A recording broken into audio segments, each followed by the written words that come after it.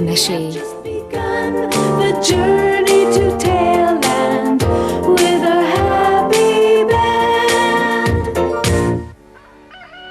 Az aranylód.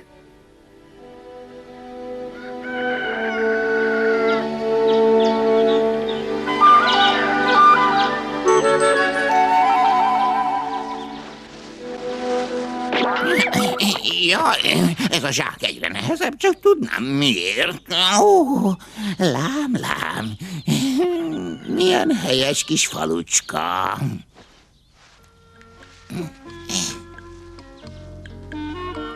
Hogy mint? Jól aludtatok az éjjel? Ha? Reggelizzetek csak, de aztán halljam a hangotokat. Kód. Ezt már nevezem. Jaj, majd elfelejtettem. Vizet kell hoznom a kútból, víz nélkül megáll az élet. Jó étvágyat!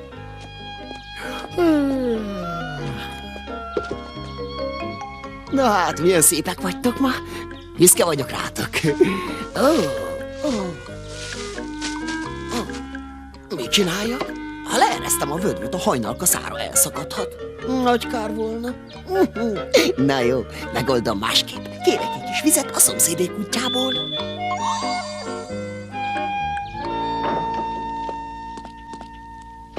Hát ennyi időbe telik, amíg felhúzol egy vödör vizet a kútból? Tudod, anyám, tegnap óta benőtte a hajnalka a kutunk kötelét. Úgyhogy inkább átmentem a szomszédba, és ott kértem egy kis vizet. Nem csodálom, hogy mindenki félnótásnak tart. Még a hajnalkán is megesik a szívenó, és ha elszakad. Hiszen ő ugyanolyan élőlény, mint mi. Fiam, neked teljesen elment az eszed. Állj neki gyorsan a reggelinek, egy szavadat se halljam!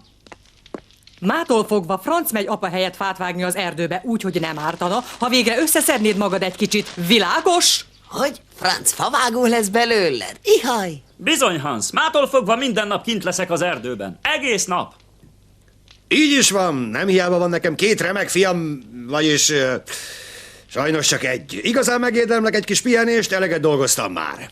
Csomagoltam neked egy és mást az útra, ebben van a friss kalács, és beteszek mellé egy flaska firombort. Légy ügyes és vigyázz magadra.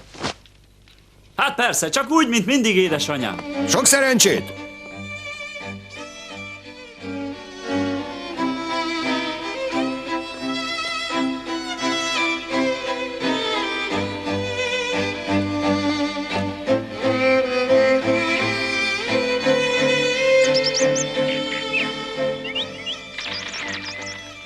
Egy emberféle közeleg.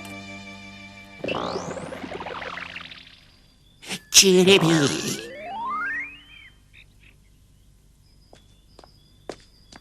Jó reggelt, fiam! Ha? Ilyen muris alakot még életemben nem láttam. Mi kéne, apóka? Szeretnék valamit kérni tőled.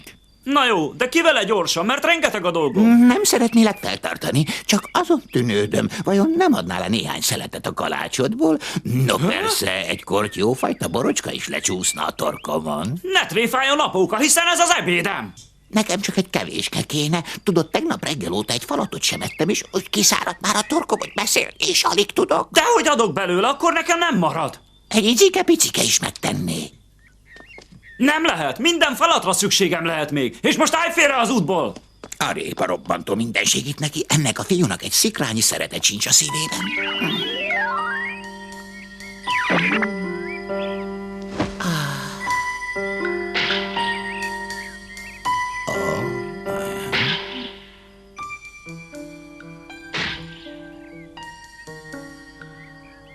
Favágónak lenni, én mondom, igazán nagyszerű dolog.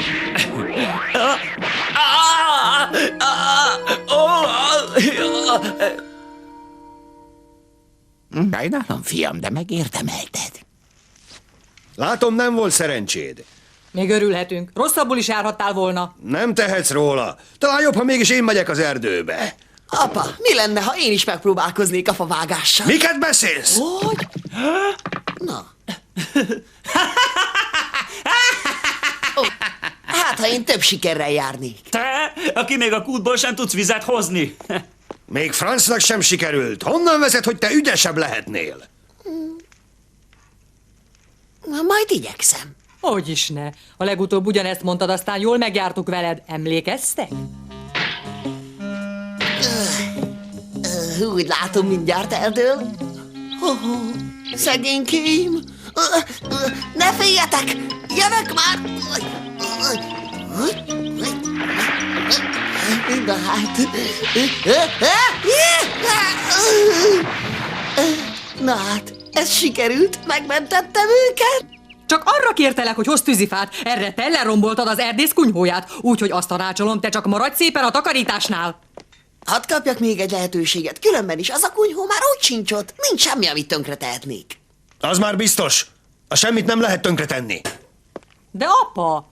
Nem bánom, adok neki egy utolsó esélyt. Ha ő is megsebesül, akkor talán végre valahára észhez tér egy kicsit. Még hogy észhez tér, teljes képtelenség. Ígérem, ügyes leszek.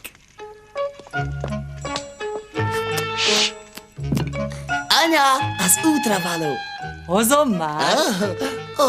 Hiszen ez csak egy szelet kőkemény kenyér, a bor pedig meg van savanyodva. Azt hittem friss kalácsot és ízletes bort csomagolsz nekem. Csak egyszer ne volnál elégedetlen. Hé, szép jó reggelt, fiam! Ennek is drága bátyám. Nem panaszkodnék, de farkas éhes vagyok, és sajnos a torkom is kiszáradt. Gondoltam, megkérlek, nem osztanád-e meg velem a kalácsod és azt a finom bort, amit az útra hoztál? Hogyne, bátyám, adok én szívesen, de sajnos csak egy szelet száraz kenyerem és egy üveg savanyú borom van. Ha elfogadja, örömmel megosztom magával. Igazán kedves tőled, fiacskám. Elfogadom a meghívást. Nézzük csak, mi kukucskál ki abból a tarisznyából. Igazán kár, hogy nem kínálhatom finomabb étellel. Hát ez meg, ez különös. Úgy emlékszem, esküszöm, nem értem. Ez aztán a szerencse. Az bizony. Na mindegy, lássunk neki. Köszönöm. Tessék, finom puha. Gyere, csatlakozz te is hozzánk, picikém. Egyél.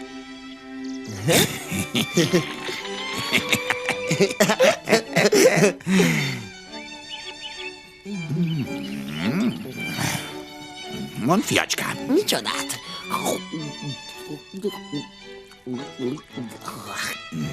Remek szívvel vagy megáldva.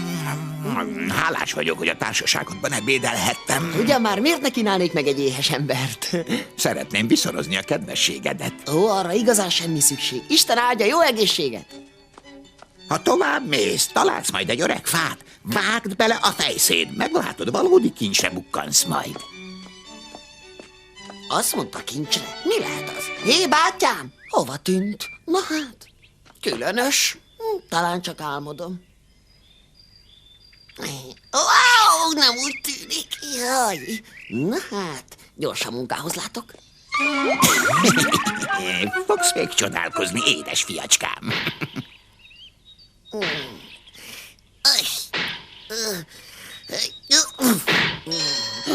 Na hát, mi ez? Mi csillogott abban a fában? Mégiscsak igaz, amit a kis öreg mondott? Ez volna a kincs. Azt mondta, egy fában kincsre találok. Na lássuk csak, az élet egy kaland. Próba szerencse! Na.